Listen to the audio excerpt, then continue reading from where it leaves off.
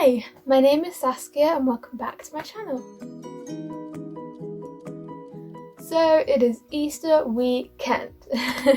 I cannot believe it's Easter.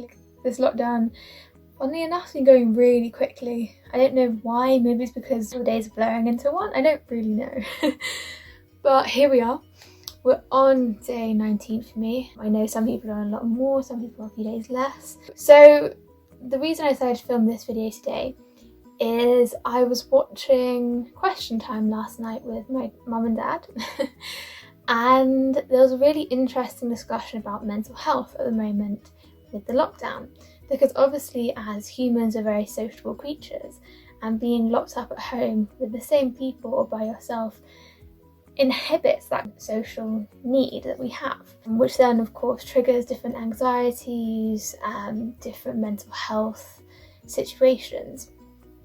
And so I thought, as someone who does suffer from anxiety, I could offer a couple of ways that I find help my anxiety and also might help you guys with yours at this time. So without further ado, let's have a little look. Number 1.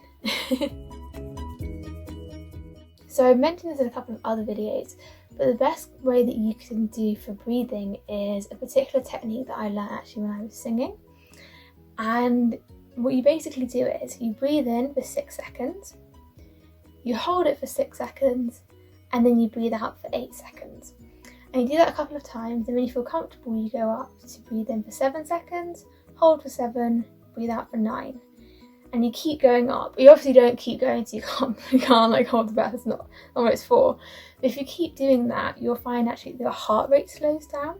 And it's a really good way of centering and focusing yourself again, because you focus on that breath. So, number 2.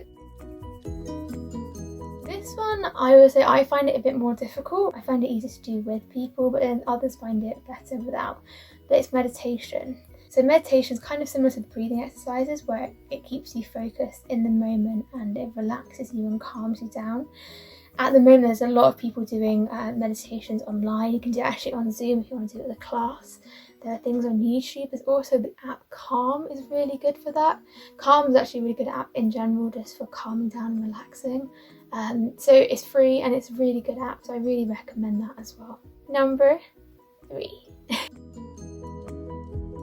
So the third thing I say is exercise. Now obviously we're a bit limited at the moment because we're only allowed out once a day, and even with that you have to be very careful with who you're around and where you're going. But exercising when you can is really good. You know, I think John Wick has got some videos at the moment on YouTube that are really good to follow. Because you can exercise in the home, and it just makes you use all your energy in that moment and makes you focus your energy rather than letting your pent-up energy focus on other things that can trigger your anxiety. Even just going for a run, you can avoid people by running. It's quite a nice, fun way to get outside and also just to get your nervous or stressed out energy out of your body. So yeah, exercise is really good for that. Number 4. So the fourth one kind of umbrellas a lot of different things. I'm going to talk about a couple of different things with it.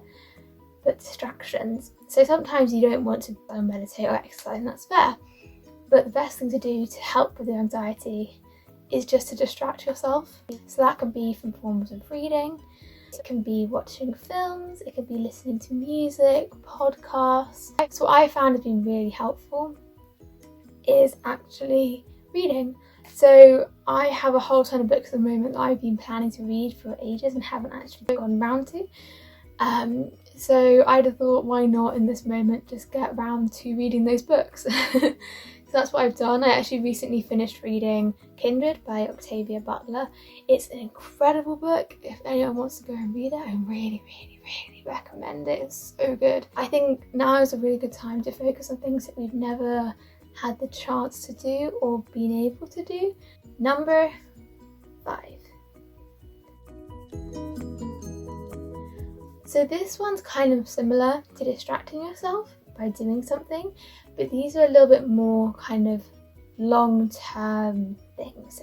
So it's the idea that you can do longer activities that aren't so much energy consuming but more mental energy consuming, if that makes sense. So not physical but mental energy. So things like puzzles and colouring books. They're really good because you're focused on something and you have a goal, and it's really good to just help you calm and relax and forget everything that's stressing you out because you have a goal and you want to get it done. And I can't tell you, I've been doing so many puzzles and colouring in my Lord of the Rings colouring book, as you know, and they've been so helpful. Like, I've spent hours just doing puzzles and colouring in stuff. It's so therapeutic because when you finish it you feel such a sense of achievement. Number 6. Now is a perfect time to take on something new.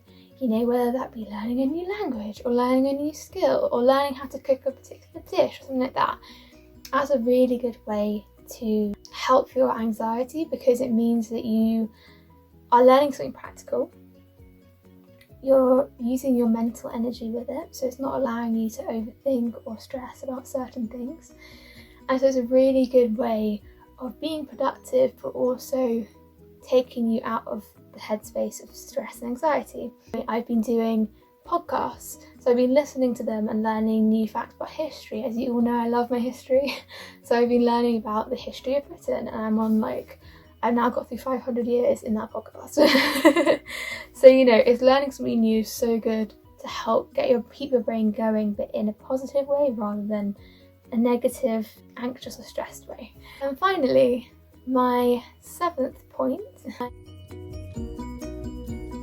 is organising your life. Now, okay, that I don't want to cause anyone stress or anything like that. I don't mean, you have to have your entire life planned out. All I mean is being able to organise what's around you so that you can have a clearer headspace as well. I tend to find that I can't work or sleep or live in a space that's overly messy. So I clean a lot just to make sure my room is clear so that my headspace can be clear as well. So when I say organise your life, I mean things like cleaning your room or cleaning the house. I think being able to have a bit of structure and organisation in your life allows you to also have a bit more in your headspace as well. There we have it. Those are my top tips for helping with anxiety. Now, of course, this is not going to stop anxiety altogether. It's not possible. You can't do that. But it's helping to manage and cope during this time, because I think that is the most difficult thing. That yes, we're being told to stay at home, and yes, it's good to be at home at some point. There's also this level of stress and also confinement. It forces you to start looking at yourself and you go into your headspace a lot more. But the important thing is trying not to get stuck in your headspace. I think that's why I tend to find these techniques help me to cope a lot more, particularly in this time. So yeah, I hope these help you guys out. If you like this video, please give it a thumbs up and subscribe to my channel for more content like it. Hit the little bell notification if you want notification when I post a new video. And I will see you guys next week. Bye!